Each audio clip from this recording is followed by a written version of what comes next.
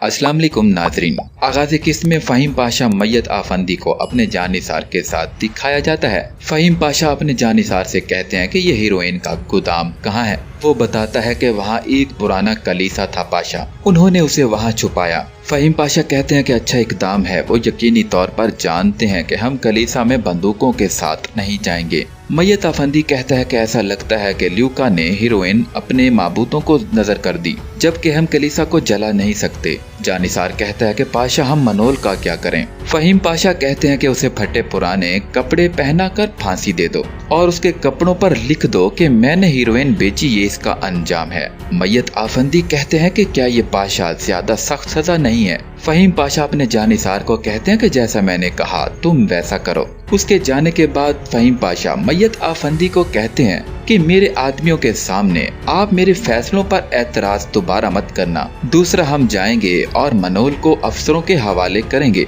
Council उसे बचाने की कोशिश नहीं करेगी क्योंकि वो एक उस्मानी आदमी है, लेकिन जब ये आदमी जेल में जाएगा तो अंदर हीरोइन बेचने की कोशिश करेगा। मैयत साहब, आपके लिए एक छोटा सा राज है, तौबा सिर्फ समझदार लोगों के लिए होती है। इसके बाद एक लोहार को तलवार बनाते दिखाया जाता है। सुल्तान वहां पहुंचते हैं और बरेलो फिशाली का नाम पुकारते हैं। वो सुल्तान को अपने लोहार खाना पर देखकर बहुत खुश होता है। सुल्तान उसके हाथों की तरफ देखकर कहते हैं कि क्या आप दोबारा हथौड़ा चला रहे हैं। लोहार कहता है कि हमारे शागिर्द लोहे को पानी नहीं दे सकते सुल्तान। सुल्तान कहते हैं कि हम जानते हैं आप लोहे को ऐसे पानी देते हैं जैसे किसी बीमार को पानी दिया जाए। ये चार कुश हसन के दोस्त हैं जिन्होंने सुल्तान अब्दुल अजीज का बदला लिया था। लोहार कहता है कि यहाँ मेरे सुल्तान, हम ज्यादा देर नहीं रुकेंगे। इस पर सुल्तान कहते हैं कि आप अच्छे हैं और अच्छा कमाते हैं। जब हमने आपसे कहा था कि हम आपको कुछ पैसे दे सकते हैं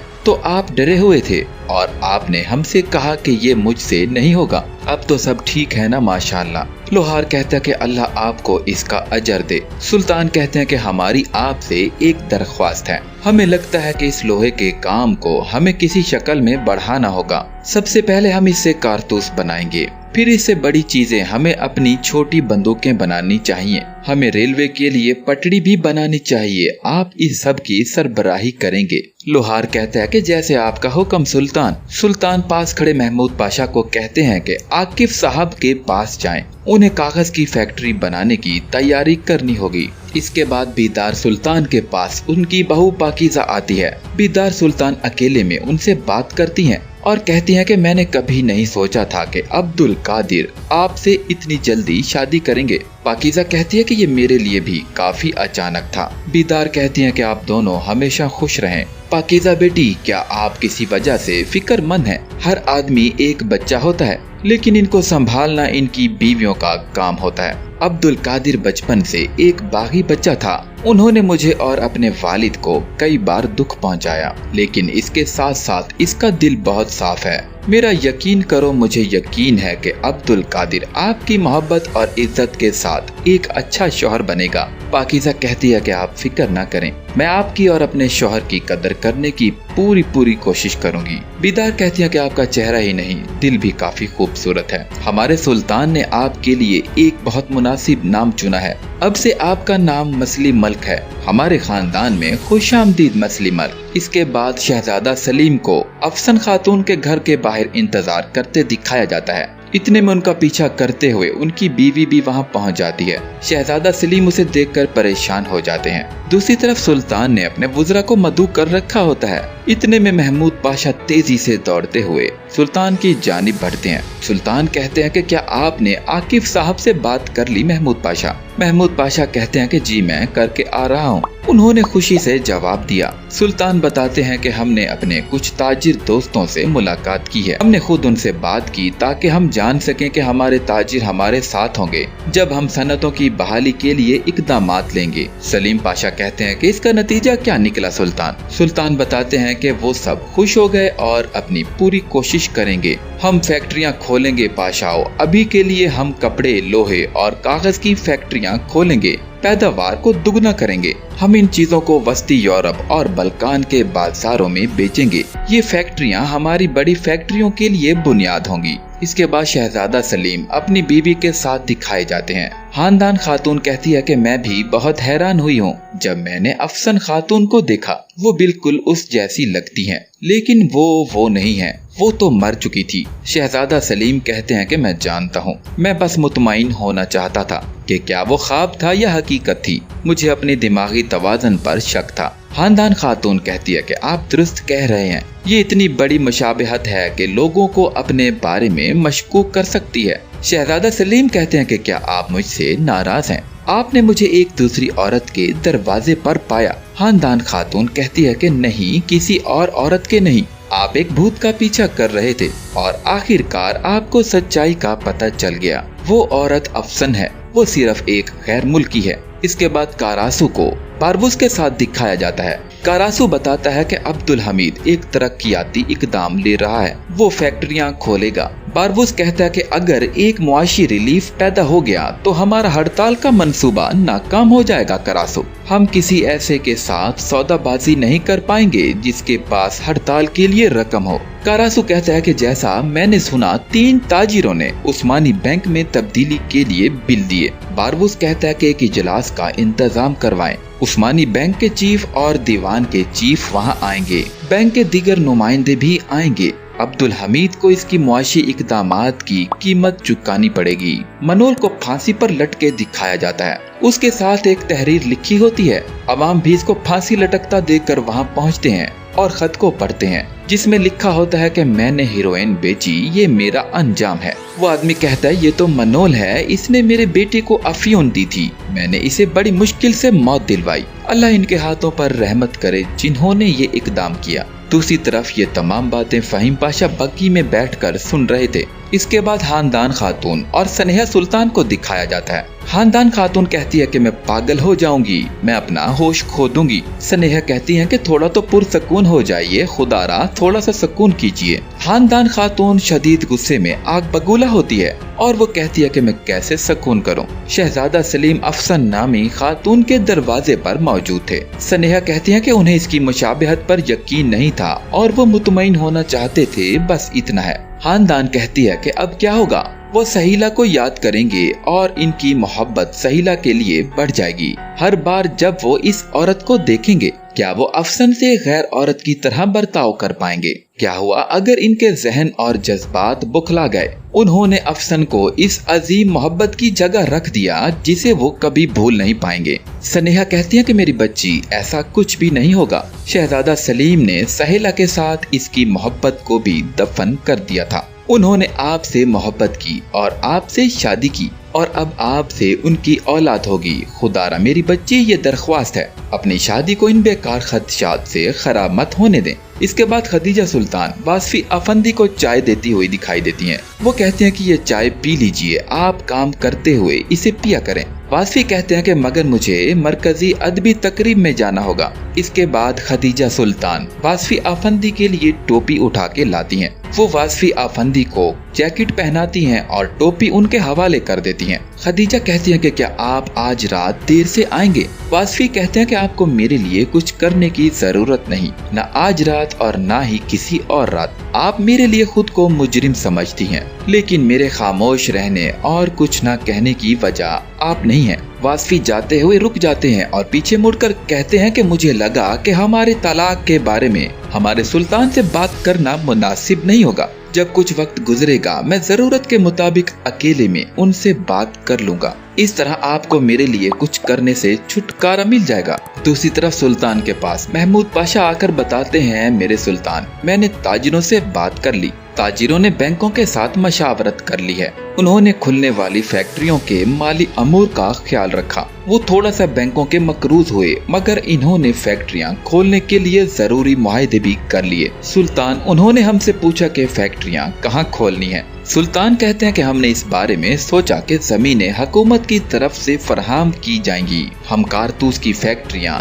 जीतन बरनू में, कागज की फैक्ट्रियां इस्मित में और कपड़े की फैक्ट्रियां बाकर कुएं में खोलेंगे। इन जगहों पर काम शुरू किया जाएगा। महमूद पाशा कहते हैं कि मेरे सुल्तान, इसकी बदौलत लोगों के लिए तिजारत के मौके बढ़ जाएंगे। सुल्तान कहते हैं कि पाशा दस्तावेजात लेकर आएं, हम मिलकर काम करेंगे। इसके बाद बारबूस बैंकों के मैनेजर से मिल रहे होते हैं। बारबूस कहता है कि आप सबका शुक्रिया कि आपने मेरी दावत को रद्द न किया, पर तानिया नहीं समझता कि आपके साथ काम करना मुनासिब है। उनमें से एक शख्स कहता है कि मैं वो शख्स हूँ जो हुकूमत से पाबंद हूँ। आपके आदमी हमें जबरदस्ती लाए हैं, अगर आप इजाजत दें तो मैं जानना चाहूँगा। बारबूस कहता है कि मेरे आदमी वक्तन फवक्तन बदतमीज हो सकते हैं, बिल्कुल ऐसे जैसे आप अभी हैं। यहाँ जिसने दावत दी है वो अभी तक अपनी मेहरबानी रखे हुए है। आप मेरे साथ काम करेंगे। मेरे अल्फाज बादशाह और हुकूमत के अल्फाज से बुलंद हैं। अगर रोथस चाइल्ड और रॉक फेलर खानदान आपकी हिमायत करना बंद कर दें, आप इसी वक्त मकरूज हो जाएंगे, मगर मैं इन्हें मशवरा दूंगा कि आपकी हिमायत जारी रखें। वो तीनों आदमी ये बात सुन के थोड़ा घबरा जाते हैं। बारबूस कहता है कि अब्दुल हमीद ने अपनी हुकूमत की मुआशी सूरत हाल को मजबूत करने के लिए एक कदम उठाया। इसे रोकने के लिए हम एक मुश्तरका कोशिश करेंगे। हम अब्दुल हमीद का ये मुआशी इकदाम रोक लेंगे। अगरचे आप पैसे खो भी दें, आप ऐसा ही करेंगे जैसा मैं कहूँगा। आपका खसारा वक्त आने पर पूरा हो जाएगा। इसके बाद ल्यूका को दिखाया जाता है। वो मनोल की लाश का मुआयना करता है। उसका साथी कहता है कि इन्होंने इसकी सारी हड्डियां तोड़ दी। ल्यूका कहता है कि अगर इसने इसकी सारी हड्डियां तोड़ दी तो इसकी जबान की हड्डी भी लाजमी टूटी होगी। उसका साथी कहता है कि इसने उनको सब कुछ बता दिया होगा। ल्यूका कहता है कि कलीसा पर मुहाफिजों की तादाद बढ़ा दो। वो इस जगह को जानते होंगे तब भी वो वहाँ नहीं घुस सकते। हमें एक शानदार जनाजा निकालना होगा मनोल के शायाने शान। हम इस बहाने से हीरोइन की तकसीम जनाजे पर आए लोगों से करेंगे। इसके बाद ल्यूका बारबूस के पास पहुंचता है। वो बताता है कि अफ्यून की तिजारत वैसी नहीं चल रही जैसी मैं चाहता हूँ। बारबूस कहता है कि वहाँ से आने वाली रकम हमें अब्दुल हमीद पर हमला करने के लिए चाहिए। हमें इतनी रकम चाहिए कि हम पूरे पाया तख्त को खिला सकें। ल्यूका कहता है कि जो हीरोइन हम लाए हैं वो तो खत्म हो चुकी, हमारी तिजारत तो खत्म हो जाएगी अगर हम अपने काम को जारी नहीं रख सकते। बारबूस कहता है कि हीरोइन को बेचना ऐसे ही है, इसे जारी रखें जैसा कि कुछ हुआ ही नहीं। इसके बाद सुल्तान के पास एक जुए के अड्डे का मालिक आता है। वो कहता है कि मैं आपको अब्दुल कादिर के बारे में कुछ बताना चाहता हूँ। वो कहता है कि सुल्तान मुझे माफ कीजिएगा, मैं आपके हजूर इस किस्म की शिकायत लेकर आया हूँ। वो बताता है कि हमारे शहजादे ने मेरे कुछ वाजिबात देने हैं, हालांकि मैंने उन्हें 1000 बार कहा था कि वो अदा नहीं कर रहे। मुझे सिर्फ आपके इंसाफ पर यकीन करना ही एक रास्ता नजर आया सुल्तान कहते हैं कि अब्दुल कादिर ने आपसे पैसे क्यों लिए? क्या उन्होंने किसी हलाल चीज के लिए लिए या हराम के लिए? वो बताता है कि मुझे माफ कीजिएगा मगर हराम जुए का कर्जा है ये सुनकर सुल्तान शदीद गुस्से में आ जाते हैं और कहते हैं कि आपको कर्जा मिल जाएगा, अलबत्ता आपको आखिरत में इसकी कीमत चुकाना पड़ेगी। मत भूलें कोई बुरी चीज किसी अच्छी चीज का सबब नहीं बन सकती। इसके बाद हानदान खातून को अफसन खातून के साथ महल में दिखाया जाता है। हानदान कहती है कि जैसा मैंने कहा था आप वक्त जाया किए बगैर महल आ गईं। अफसन कहती है कि मैं अपनी बहन की सेहत के मुतालिक परेशान थी और मुतमईन होने के लिए यहाँ आई। हानदान कहती है कि आपकी बहन यल्दीस महल में है, वो हमारे आका की हिफाजत में है, वो यकीनन ठीक है। क्या मसली मलिक से मिलना आपको खुशी देता है? अफसन कहती है कि जी बिल्कुल, ये जान लेना कि वो ठीक है मेरे लिए काफी है। खानदान कहती है कि बहनों का एतहाद, बहनें एक दूसरे की मदद करती हैं। मैं नहीं जानती कि आप उनकी मदद कैसे करेंगी, लेकिन ये बात यकीनी है कि मसली मलिक आपकी बहुत मदद करेंगी। मैं सोचती हूँ कि क्या इसी वजह से बीदार सुल्तान आपका महल में होना पसंद नहीं करती।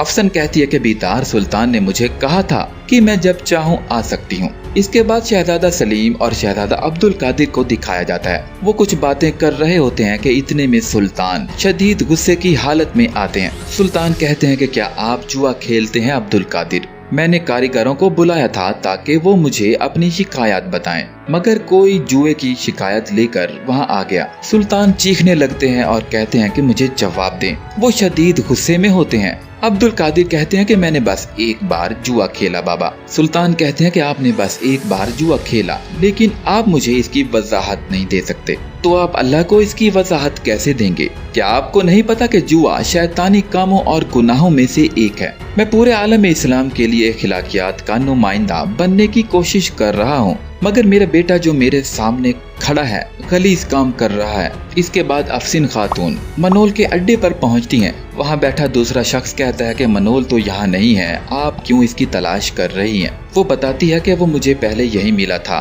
उन्होंने मेरी मदद की थी, मुझे कुछ कर्जा चाहिए। वो शख्स डायरी खोल कर पढ़ता है और कहता है कि यहाँ लिखा है, लेकिन आप पर पहले ही मनोल का कर्जा चढ़ा हुआ है, पहले अपना कर्जा चुकाएं फिर हम पर ध्यान दें। इसी दौरान शहजादा सलीम भी जुए के अड्डे पर पहुंच चुके होते हैं। अफसन खातून भी मुंह पर निकाब ओढ़े वहां से निकल रही होती है। शहजादा सलीम की नजर उस पर पड़ जाती है। शहजादा सलीम अंदर जाते हैं और वहां के मैनेजर से कुछ पूछते हैं कि मैं हैरान हुआ कि जब मैंने यहाँ से एक औरत को निकलते हुए देखा। वो आदमी कहता है कि आप उसके क्या लगते हैं? शहजादा सलीम कहते हैं कि हम इसके रिश्तेदार हैं। वो आदमी बताता है कि इस पर कुछ कर्जा है और वो लेने आई थी, हालांकि उसने पिछला कर्जा अदा नहीं किया। इस तरह से इस किस्त का यहाँ इख्तिताम हुआ।